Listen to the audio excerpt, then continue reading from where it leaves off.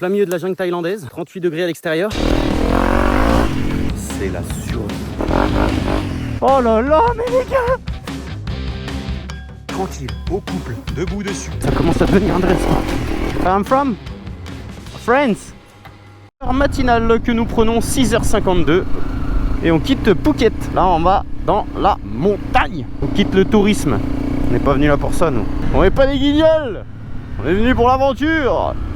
À Phuket, bon, à part les aventures d'un soir, il n'y a pas énormément d'aventures. Et regarde ce que tu croises. Des éléphants. Du coup je disais c'est le Sarrazin Bridge. Là j'ai juste fait un petit court arrêt au Sarrazin Bridge, c'est un pont assez connu. C'était sur ma route pour aller à Khao Sok.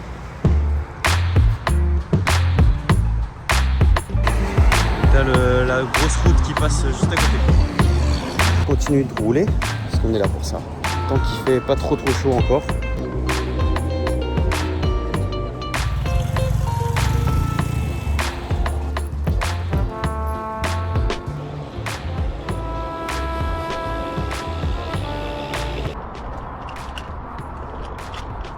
Tu vas aller loin? Tu vas?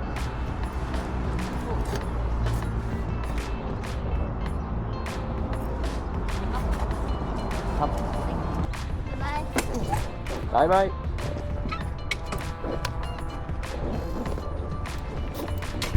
J'ai fait demi-tour parce que je pensais que ça c'était une station-service aménagée en jardin, mais non. En fait, ils vivent là, mais c'est pas aménagé du tout. Regarde ça.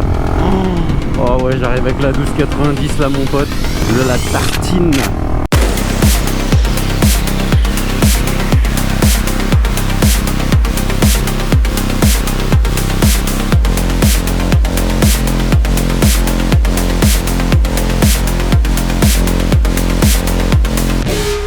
Bon là je me suis trompé, on va faire demi-tour et après on prend la route direction Khao Sok.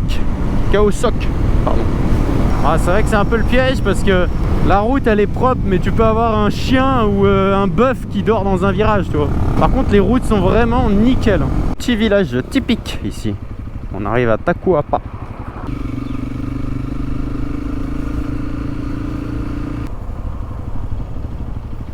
C'est vraiment les façades. Autant il y en a des toutes neuves, autant elles sont délabrées. Oh, ah ouais, ça fait des western. Eh, ils sont forts en béton quand même, hein.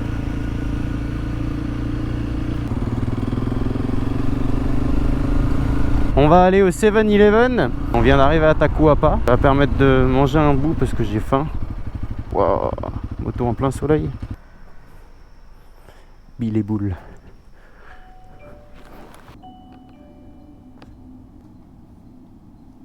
Un truc qui est bien en Thaïlande, les gars, c'est les 7-Eleven. Quand tu roules toute la journée, que t'as chaud et fait 38 dehors, regarde, t'as un emplacement pour te poser là-bas, pour manger. T'as tous les plats que tu veux. Tu te les mets au micro-ondes, tu peux manger, regarde tous les plats, tout ce qu'il y a à bouffer. Et il n'y a personne dedans. J'ai le 7-Eleven pour moi. Et ça, quand il fait chaud dehors, c'est la survie. J'ai fait mon itinéraire hier, mais pas assez long, parce que bon, on est parti très tôt, on est parti à 6h du matin. Je me suis posé pour manger. Dans 36 minutes, je suis arrivé là où je suis censé dormir. Donc j'ai réservé un farm stay. C'est une chambre dans une ferme. Le truc c'est que ça va être 11h et je vais être arrivé. Donc ça c'est un peu dommage. Donc je vais poser mon sac à la réception. Le temps de pouvoir check-in et on va prendre la brelle et on va essayer de trouver des chemins pour faire du tout-terrain. On fera un itinéraire plus long pour la prochaine. Minimum 4 à 5 heures de route dans la journée. Sinon c'est trop court. Tu le vois lui ?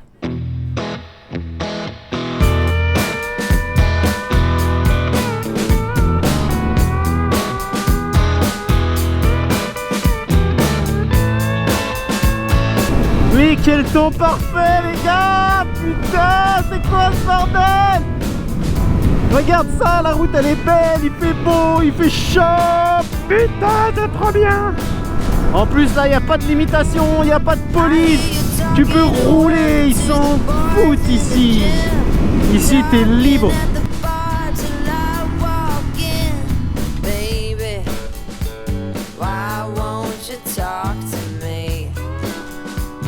Hi guys. Can't get your tongue when we're talking about what I need. Sorry? Where are you from? Germany. Oh, Germany. Okay. Are you guys going up or down? You down.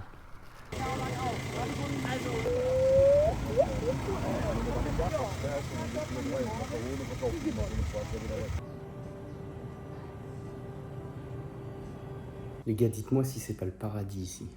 Ça, c'est la chambre.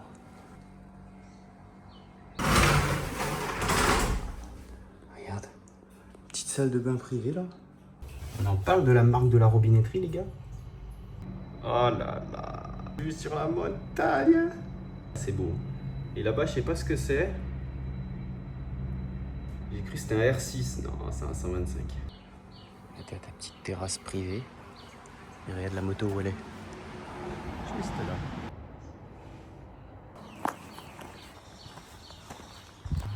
Ma chambre elle est juste là. Donc là ce qu'on va faire, on va décharger le sac, on va y laisser dans la chambre, on va repartir avec la moto. Let's go. On va voir où ça nous mène.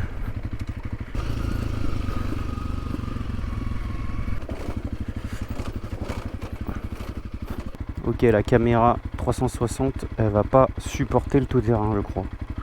Faut que je reprenne mes repères, mes équilibres et tout, parce que ça fait longtemps que je n'ai pas fait du tout-terrain. Bon, je connais pas la moto non plus, mais bon, ça devrait vite revenir. C'est juste le temps de faire confiance aux pneus.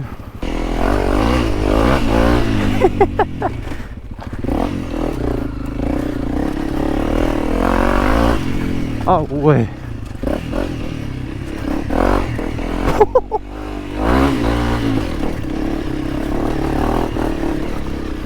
Ah, ça va mieux que la 155 cm3. Oh là là, mais les gars, regardez la traque.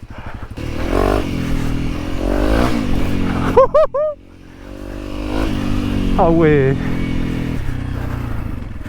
Ah oui, d'accord.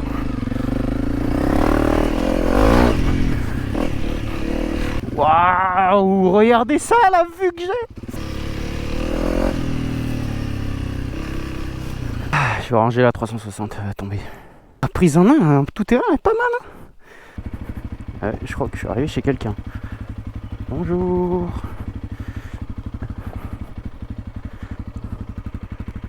Oh. Là, elle me fait signe de faire le tour pour pas tomber dans le ravin, justement. Ah. Ouais, c'est bon, t'inquiète pas. Je peux passer.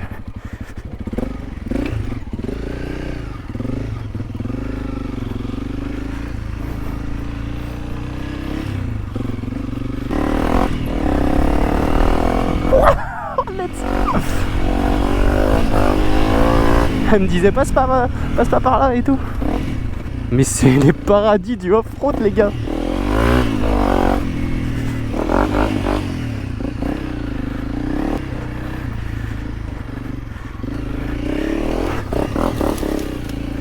Mais en fait, ça sert strictement à rien ce que j'ai fait.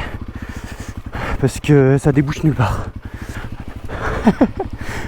C'était sympa. Oh! Et là, t'arrives, mon gars. Tu crois que ça descend et boum. Ah ouais. La GoPro elle va encore tout écraser, comme d'habitude. Lui il m'a regardé en mode qu'est-ce qu'il fait là lui. Pourtant je suis pas si blanc, j'ai bronzé un peu. Je comprends pas. On va repasser devant la femme, on va faire coucou.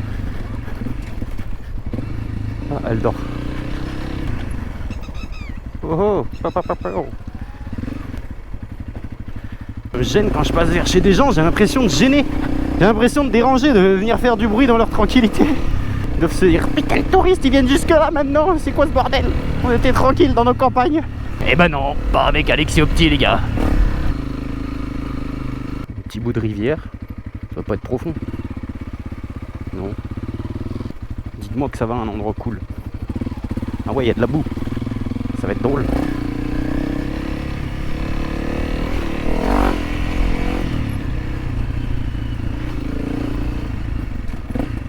Oh, on n'est pas là pour se salir. Je préfère faire de l'enduro franchissement que rouler à fond dans les flaques de boue. C'est plus marrant. Là ça va chez des gens ou je sais comment. On monte. Il y a plein de petits morceaux de rivière comme ça. Petite balade en forêt. Pépouze. Oh, des bidons de je ne sais quoi. Ah ouais, ça commence à devenir intéressant. Ah, faut être attentif. Oh ah ouais, faut être attentif là. Ça devient intéressant. C'est là que t'es content d'avoir un 300. Oh, le couple. Regarde, tu montes au ralenti. Petit saut. Excellent. Ah, elle va bien. Moi, j'ai trop l'habitude de rouler avec la 450 KXF que j'avais avant.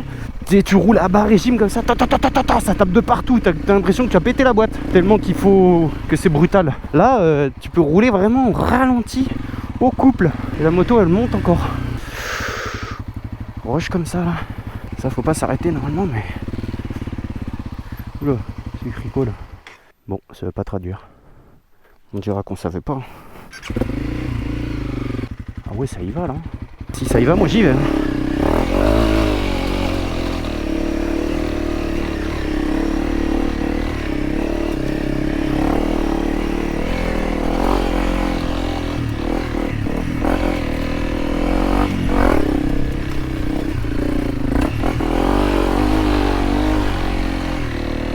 Une enduro, ça monte de partout les gars.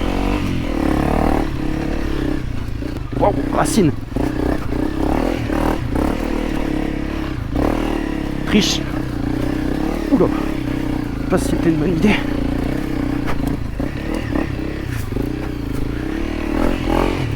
Wow.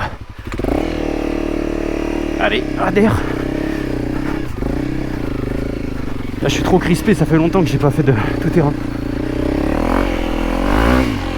Et là, cul-de-sac. C'est ce qu'il fallait. Un bon cul-de-sac, sinon je m'arrêtais jamais. Ok, bon. Plein milieu de la jungle thaïlandaise. 38 degrés à l'extérieur. Impeccable. 1,5 litre d'eau dans le sac à dos, donc ça va. L'essence, il est un peu en descente, mais 2 bars. Ça me remet un peu dans le bain sur l'enduro. L'année dernière, j'avais une 450 KXF de Kawasaki. C'est une cross, c'est pas une enduro. C'est beaucoup plus puissant, beaucoup plus brutal.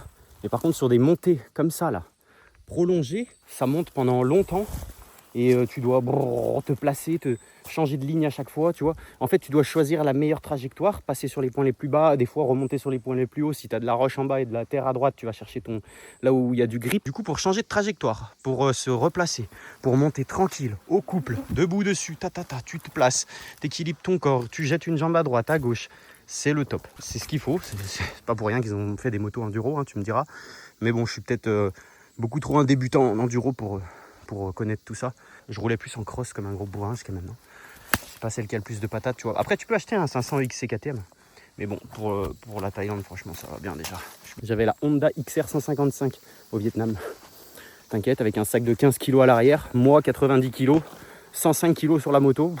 J'ai cassé l'embrayage sur une montée comme ça, j'ai pété l'embrayage. Bon, elle était un peu plus longue, hein. Ça montait pendant 2 heures, 2 heures et demie. Et j'ai pété l'embrayage. Je suis arrivé en haut, super, demi-tour. Et puis c'est pas arrivé en bas, c'était la fête du village. Il y avait Carrefour Market, Speedy et tout ce qu'il faut pour réparer. Non, pourquoi je dis Carrefour Market? T'arrives en bas, il y avait un village en terre, il y avait même pas de route. T'arrives, les gens ils voient que t'es blanc. Ça te laser. Mais rien attention, hein, rien de péjoratif, c'est juste marrant. Même là je suis passé, il y avait des paysans, ils m'ont regardé comme ça. J'étais choqué. Tu pètes ton embrayage, t'arrives en bas comme un gland, t'essayes de te faire comprendre. Google Translate, bah ça marche pas. Ça marche bien en mode dictionnaire, mais en mode conversation, non. Si t'as pas internet, ça marche pas. Donc t'es là, réparer embrayage. Sauf que embrayage en français, il te le traduit labourage, ça se trouve. Donc t'as pas envie d'avoir ce genre de problème dans ce genre de situation. Bon. Voilà, tu vois pourquoi je suis passé doucement tout à l'heure. Tu vois pourquoi rocher plus mousse, plus gomme, mauvais ménage, d'accord? Regardez ce monstre. Hello. Open? Open? Yeah? Ok. En gros, c'est un temple, il y a des singes, il y a une grotte. Tu rentres, tu payes, tu marches, tu visites. Quête son pont en béton. Il monte la voiture là.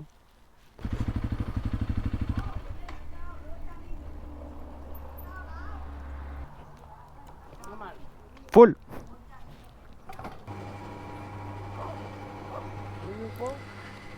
Where I'm from? Friends? You know Friends? Concrap. Est-ce qu'il va m'attaquer? Oui ou non? On ne regarde pas. On fait comme si on l'avait pas vu. Hop. Pas du tout.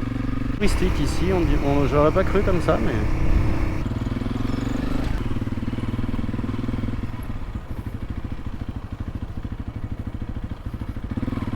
Ne pas donner à manger aux monkeys. Regardez où est-ce qu'on vient d'arriver. Normalement il y a des singes, ils disent ne pas donner à manger aux singes. C'est qu'il y a des singes. Oh, le bruit ambiant de la forêt, il est fou.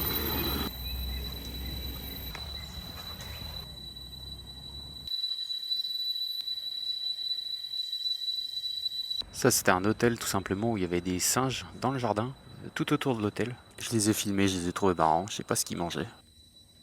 Je crois qu'elle a chaud. Elle a autant chaud que moi. Je te le dis mon pote.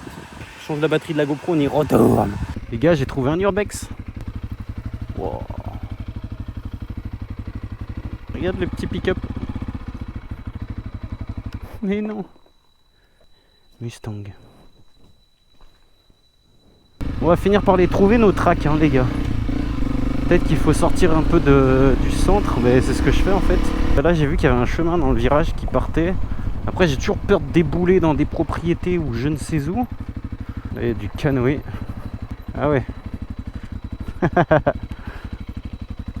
On va aller voir les touristes.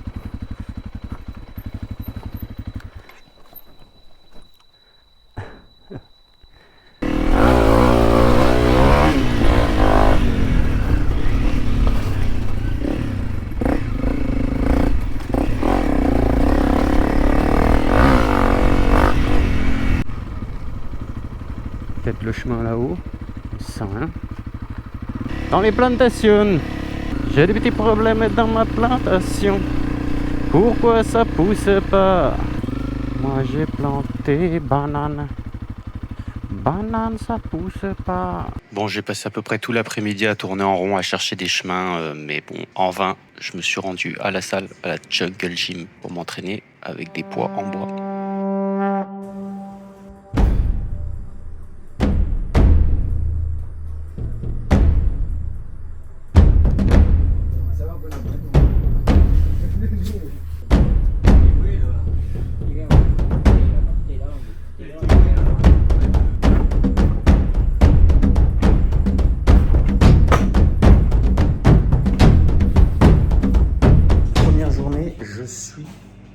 Exténué. On est arrivé tôt à l'hôtel. À chaque fois je dis on, mais c'est parce que c'est moi et vous, il n'y a personne. Et du coup on est retourné rouler. Donc je suis pas censé être fatigué, mais vu que j'ai tapé de l'enduro toute la journée, bah je suis éclaté. Et là c'est l'heure de quoi à ton avis, fin de journée? De la carte mon pote. Donc on a sorti le Mich. Ouais Mich, comment tu vas Mich? Bien. Donc on fait péter la Thaïlande comme ça en 16-9. Et ben on est parti ce matin à 6h de Phuket. On remonte sur le même chemin.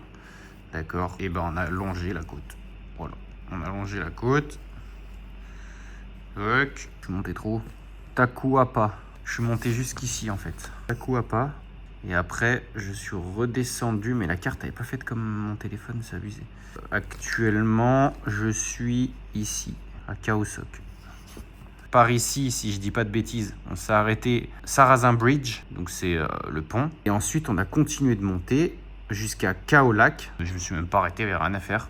Ensuite, monté à Takuapa, 7-Eleven, on a mangé, redescendu, Khao Sok. Et là, on a zoné enduro. Voilà. Et demain, on va à Surat Thani. Et on va surtout au lac, qui apparemment est un lac magnifique. Après, on tire à Surat Thani.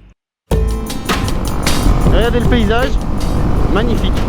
Là, on va au lac Hacharapa-Fachacha. Je sais plus le nom, je vous le mettrai sur la vidéo. Et après, on va à Koh Samui avec la crosse. Regarde ça, la maison dans la jungle, mon pote. Décor de film ici.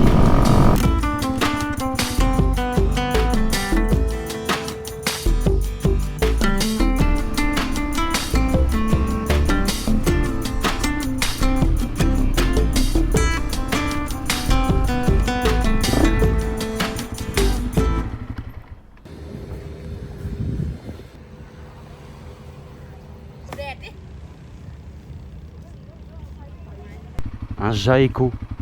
On dirait une copie conforme du Land Rover, frérot. c'est abusé. Copie conforme du Land Rover. Bon, finalement les gars, on se tire parce qu'il n'y a rien à voir, c'est un lac artificiel, on s'en branle. On n'est pas venu là pour ça, nous.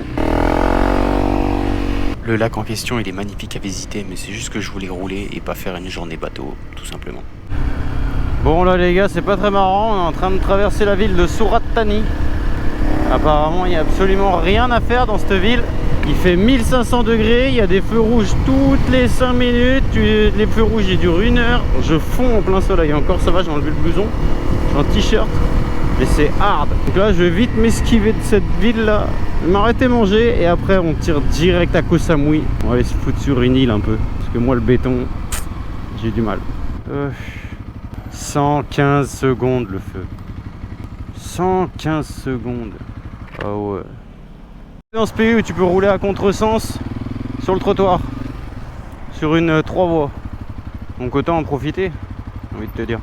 Là j'ai raté la station et je voulais manger en plus. Regarde. Il fait 1500 degrés. Mon plat de pâtes miteux avec ma bouteille de Coca Zéro. Voilà. Et je mange là sur le siège des pompistes. Bon les gars, on est reparti là. J'ai mangé au 7-Eleven, j'ai fait le plein de la moto, j'ai remis de la pression dans les pneus parce que j'avais 13 PSI devant et 20 derrière. J'ai mis 25 devant et 27 derrière. En plus je suis chargé. C'est pour ça que tout à l'heure j'ai failli perdre l'avant dans 2-3 virages là avec la moto. Je trouvais l'avant était gras sur la route, bizarre. 50 minutes, on arrive à Donsak.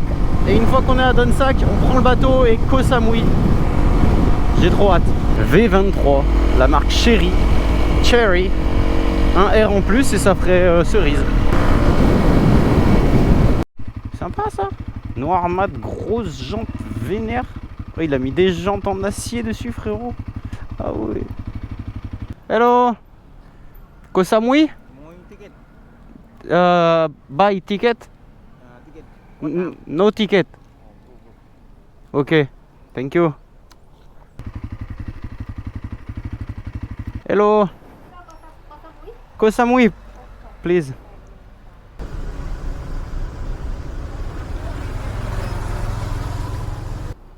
What time is the boat leaving? 3? Ok, 290. Avec la petite musique d'ascenseur bien calme.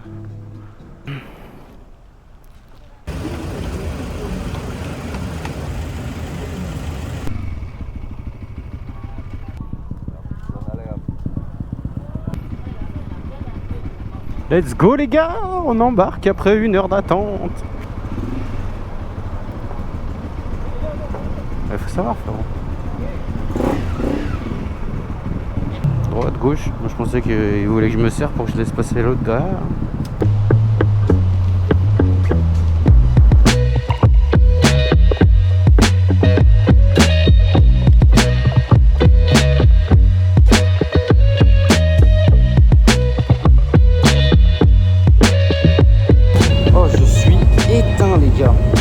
Je dors pas beaucoup la nuit et je me lève tôt. Et là ça fait 1 semaine que je suis là, j'ai déjà tapé la moitié du trip.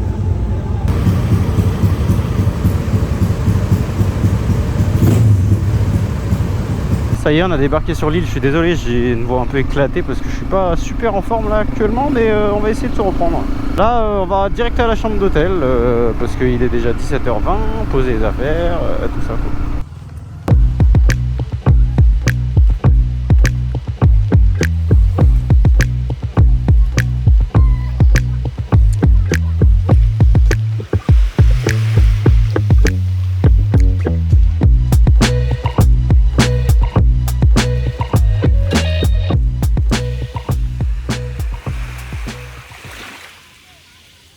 Et la chambre à Koh Samui. Sors de la chambre.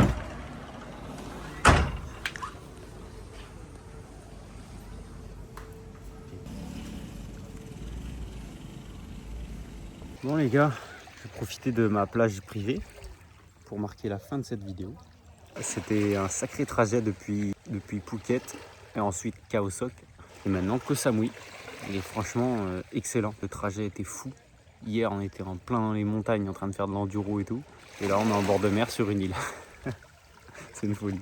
Bah, en tout cas, merci d'avoir suivi la vidéo. Pensez à vous abonner si ce n'est pas déjà fait, mettez un like. Et on se retrouve aussi dans les commentaires. Je vous dis à la prochaine pour la prochaine vidéo, tout simplement, dans 5 jours. Dans 5 jours, tous les 5 jours, les gars. Restez branchés.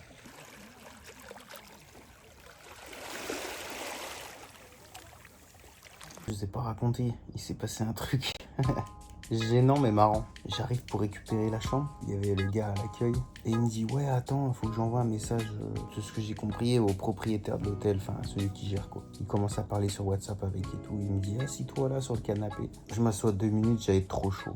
Et je lui dis ça te dérange si je me mets là au niveau de ton bureau sous le ventilo? Non, non, vas-y, mets-toi. Je lui dis, j'ai trop chaud. Je reste sous le ventilo comme ça. Et on attend 5-10 minutes. Je me dis, putain, c'est long quand même. Je le regarde, je lui dis, du coup, c'est bon? Il me dit, ouais, ta chambre, c'est celle-là. Je dis, ah, ok, mais on attend personne là? Bah non. Je lui dis, ah, mais tu m'attendais moi? Ouais, ouais, je t'attendais toi. Donc toi, tu m'attendais moi, et moi, j'attendais que toi t'attendes que quelqu'un. D'accord.